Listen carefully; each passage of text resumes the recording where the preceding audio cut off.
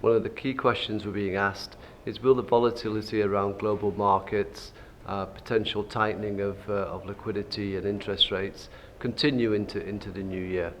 And how will this affect emerging markets?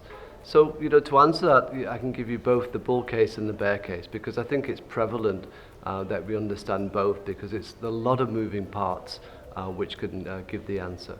For the bull case, what we're thinking is that if this new variant Omicron continues to have an impact in terms of governments extending their lockdowns from where we have today, maybe into the first quarter of next year, that would probably lead to the fact that global growth will slow.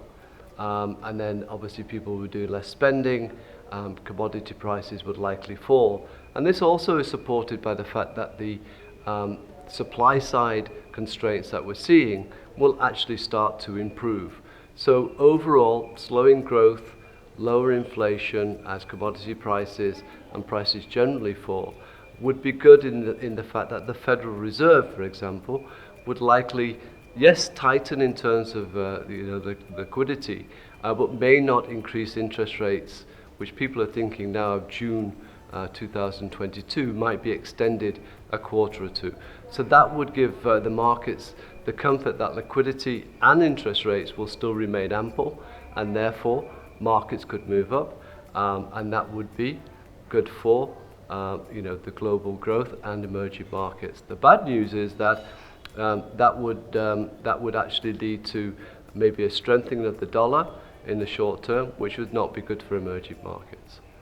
On the bear side, what you could see is that again, the lockdown actually is kind of brought forward in terms of that Omicron is not seen as being, it's more transmissible, but it's not really seen as being so infectious of causing hospitalization. So global growth in terms of markets will start to kind of pick up, the economy will pick up, countries will open their doors again, and so people will spend money across different sectors, not just more kind of FMCG type of purchases.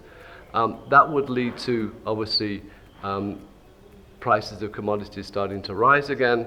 That would lead to faster tapering by the Federal Reserve and other central banks, and interest rates having that kind of accelerated move maybe in June.